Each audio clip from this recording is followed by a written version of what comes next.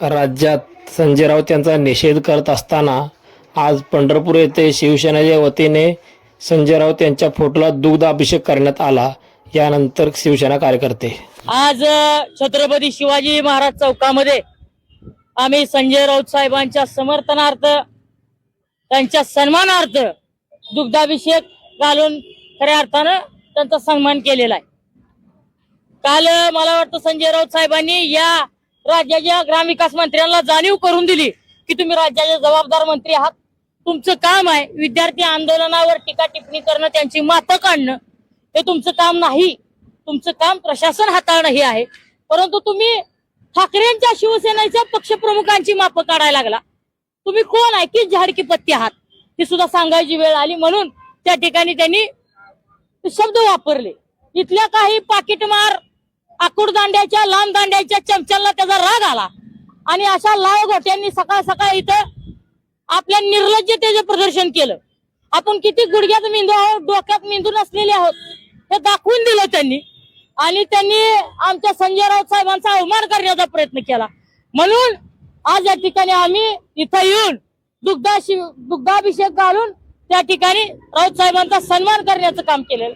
पालकमंत्र्यांच्या बद्दल यांना जर एवढा आपुलकी वाटते तर पालकमंत्र्यांना सांगा होतं, इथं सोलापूर जिल्ह्यामध्ये एकीकडे पूर आलाय तर दुसरीकडे पिकं अक्षरशः वाळून चाललेले आहेत, लाईटचं नियोजन नव्हतं, अक्षरशः एका रात्रीत तुम्ही पाणी सोडलं, शेतकऱ्यांची अवस्था काय झालेली आहे। स्मार्ट मीटर मुळे इथल्या लोकांची अवस्था बिकट झालेली आहे।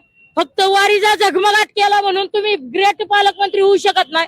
इथल्या सामान्यांच्या समस्या तुम्ही जाणून घेणं महत्वाचं होतं, मात्र तुम्ही हवेत आणि हेलिकॉप्टर आणि वेलफेअर मध्ये जर खऱ्या अर्थानं अडकून पडत असाल तर आम्हाला देखील तुमच्या कौतुक नाही किंवा तुमच्याबद्दल कुठलाही आस्था राहणार नाही, ही आम्ही शिवसेना उद्धव बाळासाहेब ठाकरे पक्षाच्या वतीनं सांगतो। आणि इथल्या लाचाट्यांना पुन्हा एकदा सांगू शकतो, ही जी मलिदा गँग आहे ना त्यांना आम्ही तुम्हाला अजिबात घाबरत नाही।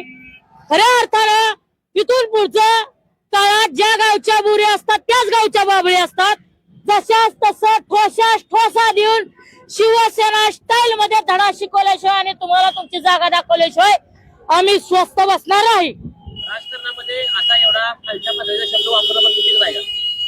तुम्ही पार्श्वभूमी का जाणून घेत नाही? 22 विद्यार्थी मेले, त्यांचे तुम्ही चेहरे समोर बघा, त्यानंतर कुठलाही त्याच्या आई बापाला वाटणार नाही का की बाबा आपल्या विद्यार्थ्यांची अवस्था काय झाली? याला केवळ आणि केवळ सरकार जबाबदार असताना तुम्ही खऱ्या अर्थानं आपल्या बौद्धिक दिवाळखोरीचं प्रदर्शन करवताना म्हणताय की अभिजित दिपकेच पक्ष आता इथून पुढे शिवसेना चालवणार आहे। ही कुठनं आली तुमची सरंजामशाही आहे का? मोगलाई लागून गेली का? ठाकरेंना आतापर्यंत बोलणारे अशी हे कोण की जारकी पत्ती? अशा लोकांना जशाच तसं उत्तर द्यायचं असतं, त्याची कला आदरणीय संजय राऊतांना त्याचं पुरेपूर ज्ञान आहे, म्हणून त्यांनी जशाच तसं उत्तर देऊन टाकले। महाराष्ट्रात त्यांच्या विरोधात ठिकठिकाणी आंदोलन व्हायला काल आंध्रमध्ये देखील आलंय, आता करतात ना भाजपच्या लाभार्थी गँगनं आंदोलन करावं ही काही नवीन नाही।